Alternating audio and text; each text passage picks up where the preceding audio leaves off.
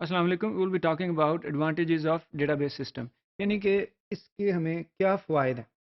سب سے پہلا فائدہ جو ہے وہ ڈیٹا انڈیپینڈنس کا ہے، جس کا ہم تھوڑا سا ذکر پہلے بھی کر چکے ہیں کہ یہ ہمیں ایک لیئر آف ایبسٹریکشن پرووائڈ کرتا ہے. کیونکہ جیسے اس فگر میں بھی آپ دیکھیں کہ ہمارے پاس اوپر گرین میں اپلیکیشنز ہیں، اور وہ اپلیکیشنز جو ہیں وہ اس ڈیٹا بیس مینجمنٹ سسٹم کو کال کر رہی ہیں.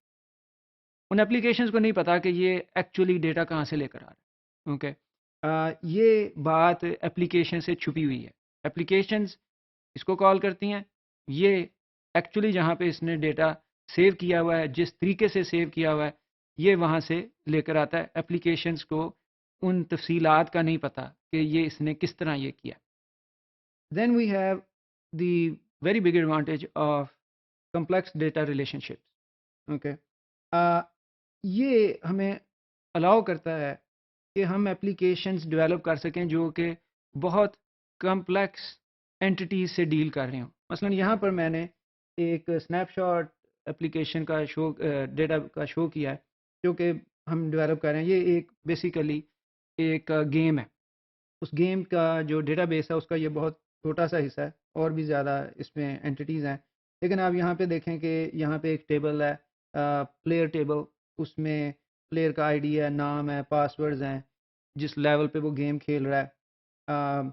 یہ جو گیم ہے یہ بیسیکلی ایک فارمنگ ٹائپ گیم ہے.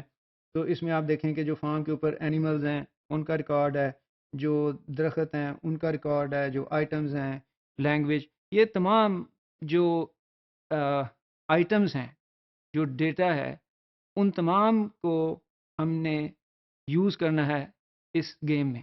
اور ڈیٹا بیس ہمیں یہ فیسلٹی پرووائڈ کر رہا ہے کہ ہم اس اچھے خاصے کمپلیکیٹڈ جو انفارمیشن ہے اس کو ہم کال کر سکتے ہیں کافی آسانی سے. Then it provides sophisticated data security features. صرف ڈیٹا ہونا بات نہیں ہے، اس کی سیکورٹی بھی بہت ضروری ہے. بہت سارا ڈیٹا جو ہے وہ اگر انسیکیور ہو تو اس کے بہت برے نتیجے نکل سکتے ہیں.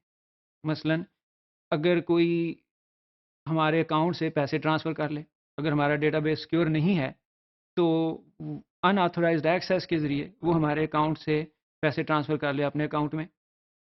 اسٹوڈنٹس اپنے نمبر انکریز کر سکتے ہیں. ایگزامینیشن ڈیٹا اگر ان کے پاس اس کی ایکسیس آ جائے تو جو فیل اسٹوڈنٹ ہے وہ اپنے آپ کو اے گریڈ دے لے. اوکے، تو جو ڈیٹا بیس سسٹم ہے وہ سیکیورٹی پرووائڈ کرتا ہے down to individual field levels, کہ کس یوزر کو کون سا جو فیلڈ ہے وہ ریڈ کرنے کی، رائٹ کرنے کی، ڈیلیٹ کرنے کی، اپ ڈیٹ کرنے کی اجازت ہے. ہو سکتا ہے کہ کسی کو ہم ایک فیلڈ ریڈ کرنے کی تو اجازت دینا چاہتے ہوں لیکن ماڈیفائی کی نہیں. تو مثلا اسٹوڈنٹس کو ہم یہ الاؤ کرنا چاہیں گے کہ وہ اپنے ریزلٹس دیکھ سکیں. So that is read permission. I do not want students to modify their result. Okay, so field وہی ہے لیکن اسٹوڈنٹ کو صرف ریڈنگ کی پرمیشن ہے، جو ٹیچرز ہیں ان کو رائٹنگ کی بھی ہے.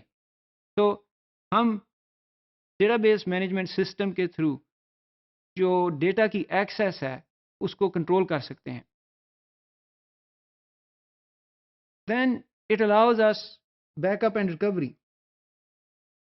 اس کے اندر یوٹیلیٹیز ہیں جو کہ جب ہم ڈیٹا انٹر کر رہے ہیں تو اس ڈیٹا کی نا وہ بیسیکلی ایک لاگ مینٹین کرتا ہے.